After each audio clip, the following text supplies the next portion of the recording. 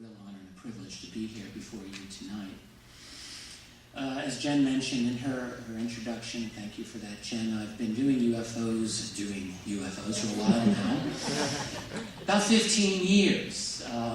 Back in those days, before that, I didn't grow up with a particular interest in this topic. I think I had an average interest in this, like a lot of other folks. You might encounter a documentary or a reference to it somewhere, scratch your head and think, oh, interesting, and then tuck it away and just put it somewhere in a safe little place, and then you go on with your life, and that's what I did. In the early 90s, I was deep in the heart of studying the fascinating early Cold War. Well, I guess it's fascinating. A little of a yawn now. Harry Truman and the Soviets and national security policy around 1950, and that was my life. I walked into a bookstore and I saw a book that, among people in the UFO field, is pretty well known. Timothy Good's very interesting book called Above Top Secret. Subtitle is even better, The Worldwide UFO Coverup. And I thought, wow, that's kind of cool. Big fat book. I remember flipping through that, and the thing that struck me was all the names that I recognized in my own study. I mean, my goodness, there's a quote from Winston Churchill about UFOs. I didn't know if Churchill ever wrote a memo about this. Well, he did. Statements by some of the early leaders of American national security strategy as well. And I thought, well, that's interesting. How come I never read about this in any academic book?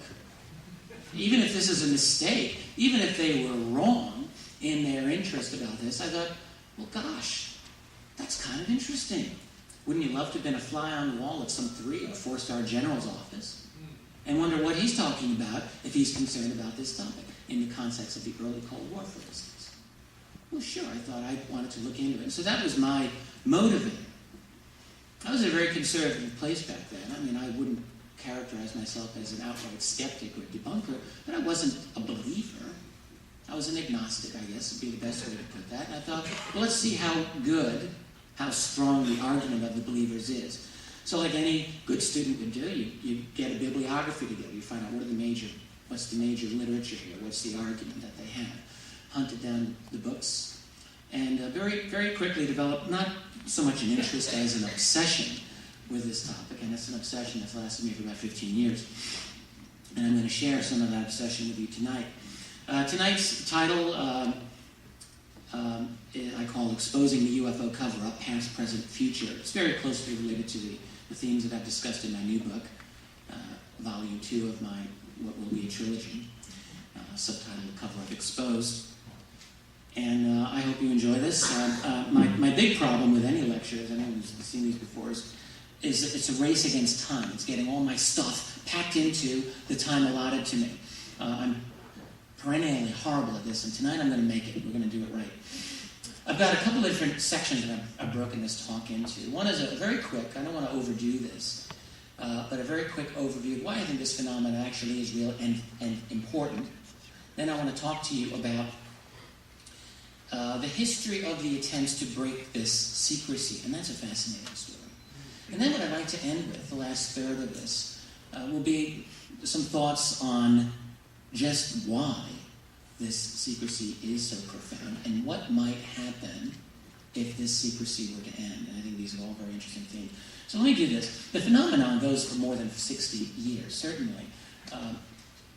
If you really want to go into some of the ancient suggestive stories, we can't call them reports, of course, but there are some very interesting stories going through ancient times. I'm going to spare you those. There's a lot of information on it. I do think down the road I may write a book on the ancient aspect of this.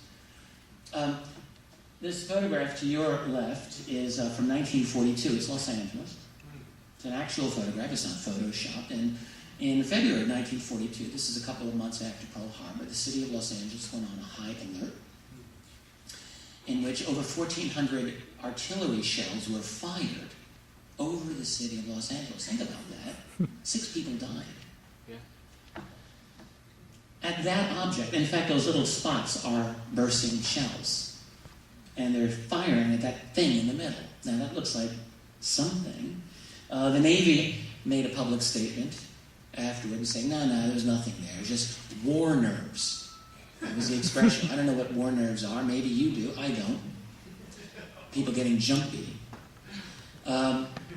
To To this day, there really is not a satisfactory explanation. I can tell you that at the time, journalists had the distinct impression that they were not getting the full story on what exactly that thing was. Was it a Japanese balloon or Japanese craft of some sort? It doesn't look like it today. It is, officially speaking, unexplained. There's a phenomenon during the war called the Foo Fighters. They weren't just a rock and roll band, people. They were a phenomenon back in the 40s, World War II bombing missions. Pilots would say, this object, I was over Germany or France, and this thing came down alongside me, followed me for a while, messed up my instrument controls. I nearly had to ditch my plane. This happened a couple of times. And then the object would just go straight up. Now, this is kind of crazy. Pilots at first didn't want to report it for obvious reasons, right? They were afraid their superior officers would think they were losing it, and they might get pulled from their mission. But too many of these pilots were seeing it. And it was investigated, we know, by the OSS, also by M15 and by the 8th Army Air Force. We don't know, again, interestingly, what their actual conclusions were. 60 plus years, I'd like to know. Of course, we have the Roswell Daily Record on the bottom there describing the crash of some object, well, a flying saucer, in the Roswell region. You've all heard of that. A couple of interesting photographs from 1950. This made the cover of Life magazine at the time, taken by an Oregon farmer named Paul Trent. These photographs, in my view, are not fake. They're real. There have been attempts to debunk them. I don't think that any of them have held water. The common explanation is that yeah, he had a string from that wire there, but in fact, the negatives have been analyzed. There's just no evidence for that. Paul and his wife, Mr. and Mrs. Trent, lived into the 1990s. I never changed your story. Back in those days, they used film, no digital. So, of course, he waited a couple of weeks to finish the roll of film before he even had the pictures developed, if you can imagine.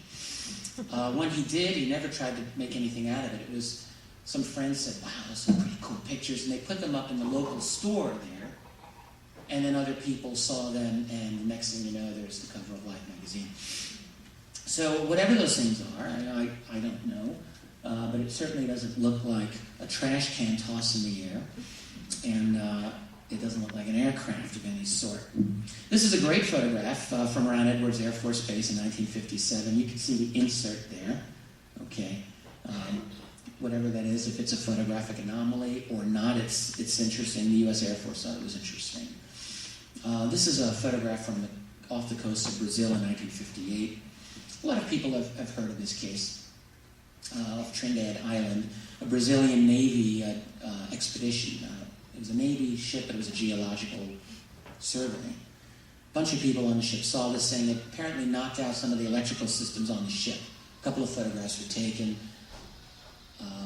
The Brazilian Navy and Brazilian Congress actually looked into this case. They were convinced that it wasn't anything explainable. U.S. essentially ignored it.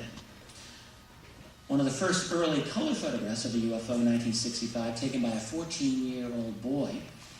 He was not alone as a witness, because there were, that night, thousands of witnesses in Oklahoma saw this thing. Pretty good picture. 1975, another one from Hamilton, Ontario, one of three. I wrote about this one in my latest book. Fascinating